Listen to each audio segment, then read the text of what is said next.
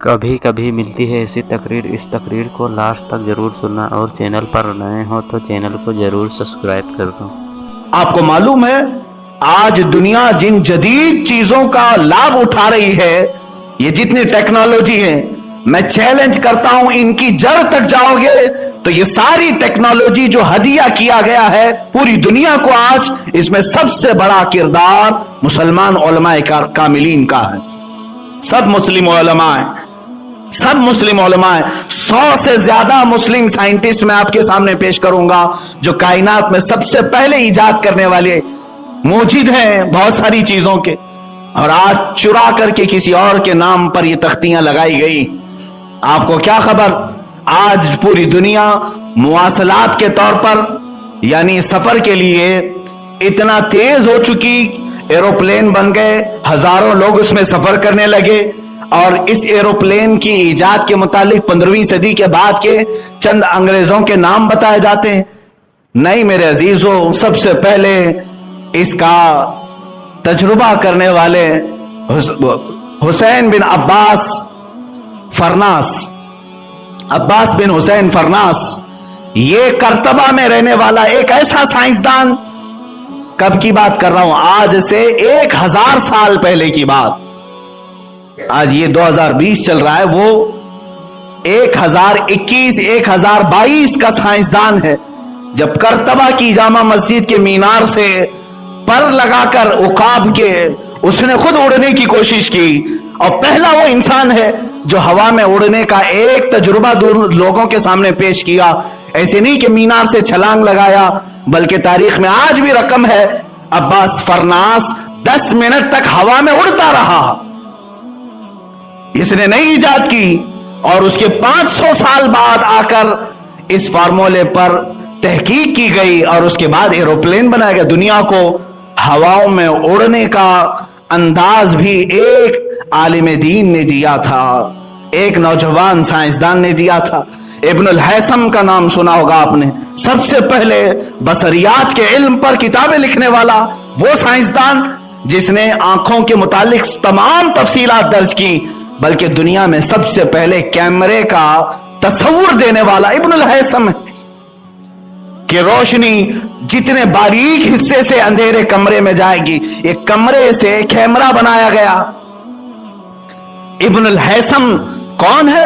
ایک مسلم سائنسدان۔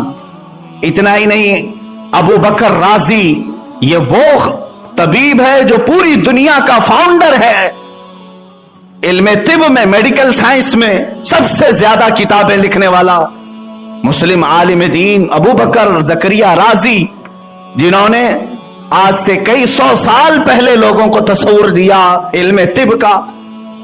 سرجری کے معاملات پوری دنیا میں کہیں پر نہیں تھے، سب سے پہلے ابو بکر رازی نے سرجری کے طریقے بتائے، ہاسپٹل کا نظام بتایا کہ ہاسپٹل کہاں بنایا جائے۔ بغداد میں انہوں نے خلیفہ سے کہا کہ گوشت کے ٹکڑے کاٹ کر کے ہر محلے پر لٹکائے جائیں، ایک ایک لکڑی میں لٹکائے گئے 10-12 محلوں میں، اور 3 دن کے بعد وہ نکالنے لگوائے۔ امام رازی نے دیکھا کہ جو گوشت کا ٹکڑا سب سے لیٹ خراب ہوا یا سوکھا، بہت سارے تو سڑ گئے، سوکھ گئے، جو بہت دیر تک صحیح سلامت تھا، ابو بکر رازی نے کہا یہاں ہاسپٹل بنایا جائے۔ کہا کیوں؟ کہا یہاں کی آب و ہوا جسم کو جلدی خراب نہیں ہونے دیتی، مریض کو ایسی جگہ رکھا جائے جہاں کی آب و ہوا اس کے جسم کو سلامت رکھے۔ یہ کانسیپٹ کس نے دیا تھا؟ ابو بکر رازی نے، جب ان کی عمر 33 سال کی تھی۔ 33 سال کی عمر میں بڑے سے بڑی دنیا کو انہوں نے فارمولے پیش کیے، ایک دو نہیں میرے عزیزو۔ ابن ساعتی، لقب ساعتی خراسانی، ایک مشہور سائنسدان مصر کے رہنے والے، اور آج سے تقریباً 1200 سال پہلے کی بات بتا رہا ہوں، خلیفہ ہارون رشید کے زمانے، تب اس سائنسدان نے ہاتھ کی گھڑی ایجاد کی، اور پورا پلانٹ سسٹم دیکھنے کا طریقہ ایجاد کیا، سیارے گردش کہاں کرتے ہیں، گریویٹی سسٹم جو بعد میں نیوٹن کے لیے پیش کیا گیا، یہ سب سے پہلے مسلم عالم دین نے پیش کیا، کشش ثقل جس کو کہتے ہیں۔ اور سب سے پہلے ابو بکر رازی ہی ہیں جنہوں نے کیمیکل کی دنیا میں سب سے پہلے ایسیڈ تیار کیے, سلفورس ایسیڈ, جو آج کیمیا میں بنیاد کی حیثیت رکھتا ہے. یہ تمام چیزیں دنیا کو دینے والے وہ مسلم سائنسدان تھے.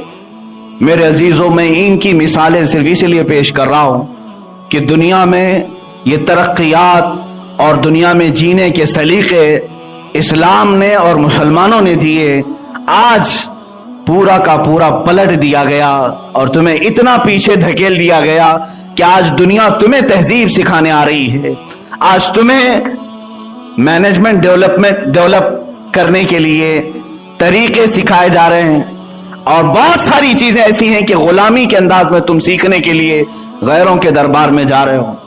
اے میرے عزیزو, آج سب سے بڑا جو ہمارے پاس نقصان ہوا ہے وہ ہمارے بچوں کو ہمارا ماضی نہ پڑھانا, ہماری تاریخ نہ پڑھانا. چند سال اور تم اس طرح آنکھ بند کر کے بیٹھے رہو, تب اس کے بعد بچوں کا حال یہ ہوگا. یہ مسلم سائنسدان تو بھلا ہی دیے گئے ہیں, یہ تو کہاں معلوم ہے, اچھے اچھے لوگوں کو نہیں معلوم, یہ تو بھلا ہی دیے گئے ہیں. اولیاء کرام بھی بھلا دیے جائیں گے, تاریخ ختم کی جائے گی, اور چند دنوں کے بعد میں بارہ یہ کہتا ہوں شاید بچے بعد میں یہ بھی پوچھیں گے محمد کس کا نام تھا. معاذ اللہ رب العالمین.